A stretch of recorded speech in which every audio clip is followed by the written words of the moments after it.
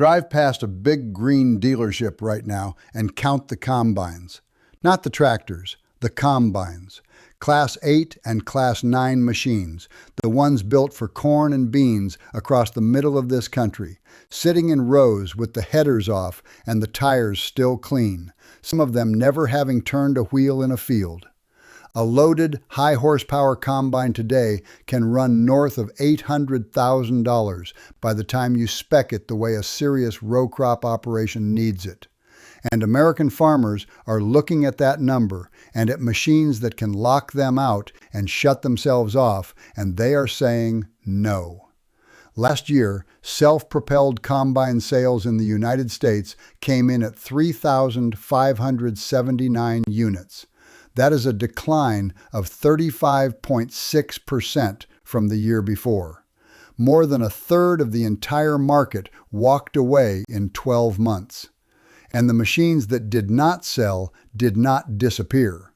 They're sitting on a lot somewhere near you, and somebody is paying interest on every single one. Here is the first thing to understand about that number, because it is worse for Deere than the headline even suggests. The collapse was not spread evenly. The hardest hits landed on the high horsepower equipment. 300-plus horsepower tractors and the Class 8 and Class 9 combines that dominate Midwest corn and soybean country. That is the most expensive iron in the entire catalog, and it is the highest margin iron in the catalog. When that segment stops moving, a dealership does not lose a third of its unit count. It loses a much larger share of its actual profit. The machines farmers are refusing are the exact machines the dealer needed to sell to keep the lights on. Let me say one thing, and then I will not bring it up again. I spent 11 years behind a dealer parts counter before I went back to farming full-time, and I put everything I learned about how to think through a purchase this size into a manual called the Equipment Freedom Manual. It is at getacheron.com, and the link is in the description and the pinned comment. If you want it, it is there. That is all. Now let me show you why a farmer refuses a machine he can clearly afford, because the money is only half of it. I have been on the other side of this.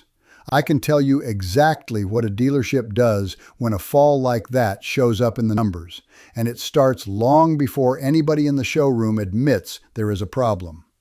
Nobody panics out front. What happens first is the floor plan conversation. A dealership does not own most of the machines on its lot outright. Those units sit on financing, and every single month a combine does not sell, the carrying cost eats into a number somebody at a regional office is watching. So the pressure moves. It moves to parts margin. It moves to shop labor rates. It moves to what the service department is expected to bill per technician per day.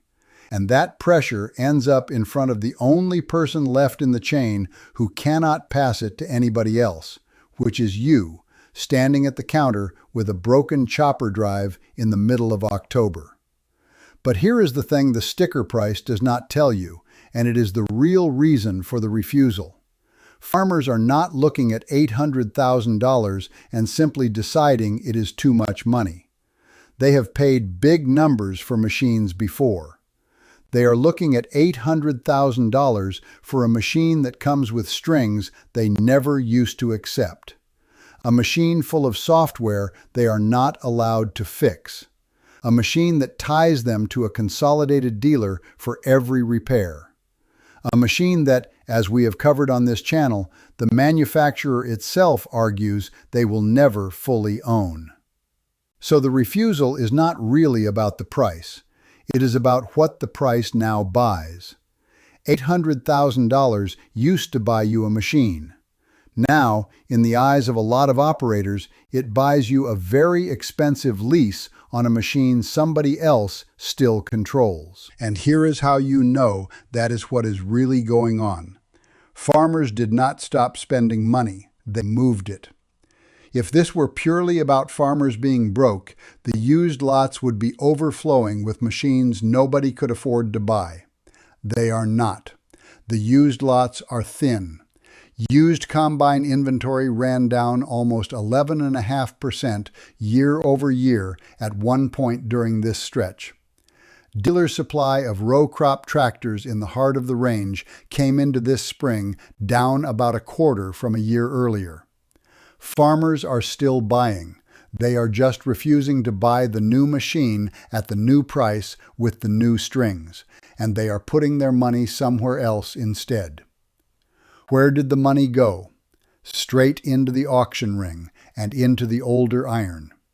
Values on low-hour used machines came back 13 to 18% compared to the previous spring. Retail asking prices on clean, late-model row crop tractors moved up around 12%. And demand for the pre-emissions machinery, the stuff built before the software and the lockouts, has ramped up 5 times over the past 18 months, according to auction analyst Machinery Pete, who has tracked this market for more than 36 years. Read those two facts together. New combine sales down more than a third. Used values firming, and old iron being bid up hard. That is not a farm economy that ran out of money. That is a farm economy that looked at the new machine, looked at what $800,000 actually buys now, and decided it was not worth it. And here is a detail that should make Moline nervous because it shows the money is not just sitting still, it is moving to a competitor. While combine sales collapsed, one of Deere's rivals reported that its North American business was actually led by high-horsepower tractor sales in the same stretch. So it is not that farmers stopped buying big iron entirely. Some of them kept buying it. They just did not always buy it green. When the most expensive, highest margin machines are the ones getting refused at one company, while a competitor reports its growth coming from that exact segment, that is not a farm economy problem alone. That is share moving. That is a farmer standing on a green lot looking at $800,000 with strings attached and then driving to a different lot and writing a check for a machine he can actually control. Now let me take you back inside the dealership because the refusal does something to the store that most farmers never see. When those high-margin combines stop selling, the floor plan pressure does not just sit there quietly. It forces the dealership to squeeze everywhere else to make up the lost margin. The parts counter gets pushed to hold higher markups. The service department gets pushed to bill more hours per technician. And the trade-in desk gets more conservative because the dealer can no longer afford to take a risk on your machine when he already has a lot full of new combines nobody is buying. So the farmer who refuses the $800,000 combine and the farmer who just needs a $500 part are connected, whether they know it or not. The refusal at the top of the lot raises the price of everything at the bottom of it. That is the hidden cost of a sales collapse, and it lands on the farmers who stayed, not the ones who walked. Subscribe so more farmers see the real numbers before they sign for one. So what does a farmer actually do when he needs to bring in a crop and the new machine costs $800,000 and comes with a leash? Because refusing the new combine is a decision with its own consequences, and the smart operators are thinking it all the way through, not just walking away angry. The first path is the one the market is already voting for, which is the older machine. There is a reason pre-software iron is being bid up 5 times over. A machine built before the lockouts is a machine you can fix in your own shop, on your own schedule, without permission, and without a dealer's diagnostic laptop. For a lot of operations, especially the ones that were burned by downtime, a well-kept older combine that they control completely is worth more to them than a new one that can refuse to start. That is not nostalgia. That is a spreadsheet decision about who controls the machine when the weather window is closing. The second path is running the current machine longer. That is exactly what the planter and tillage numbers show farmers doing. While combines were falling off a cliff, used planter values went the other direction, climbing almost 7% in a single month at one point and more than 13% year over year. Read that against the combine collapse and the picture sharpens.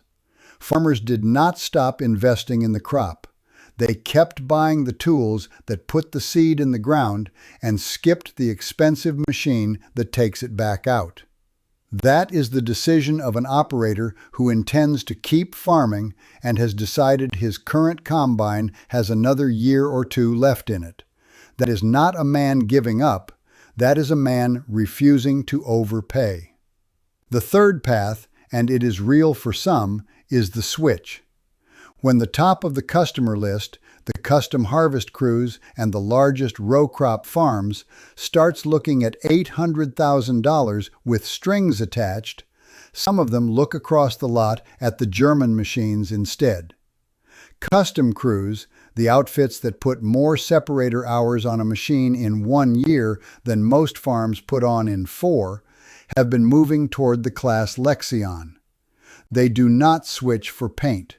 They switch because a machine that stops in September costs them the entire run, and they have decided the machine they can service, from a dealer that answers the phone, is worth more than the badge on the hood.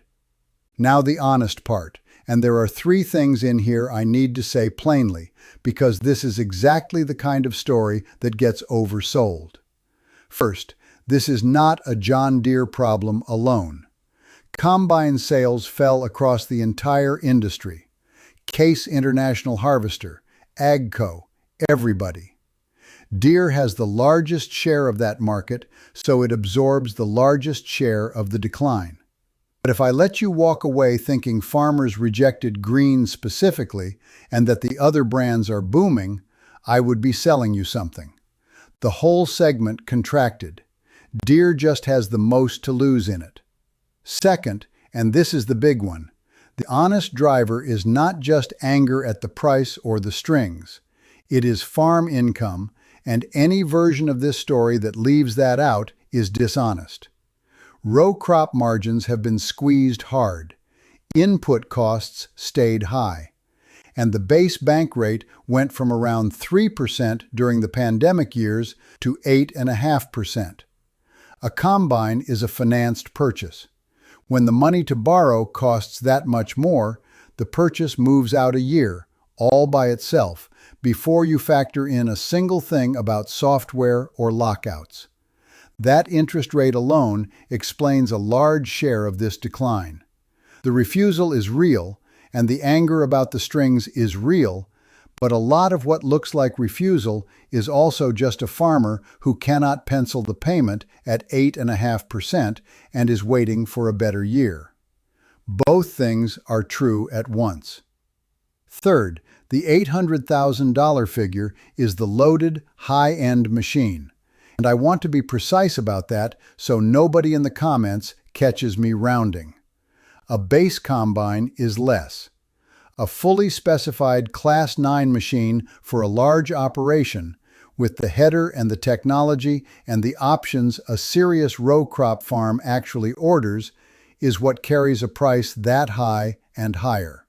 I am describing the top of the market, the machines the biggest operations buy, because that is the segment where the collapse hit hardest. If you run a smaller machine, your number is lower and your math is different. What I will stand behind is this. More than a third of the combine market vanished in a single year. Farmers who could have bought did not, and the same farmers turned around and bid up used iron and older machines they can actually control. Some of that is the interest rate. Some of it is farm income. But a real and growing piece of it is a decision about what $800,000 should buy. And a lot of American operators have decided it should not buy a machine that somebody else can lock, shut off, or refuse to let them fix.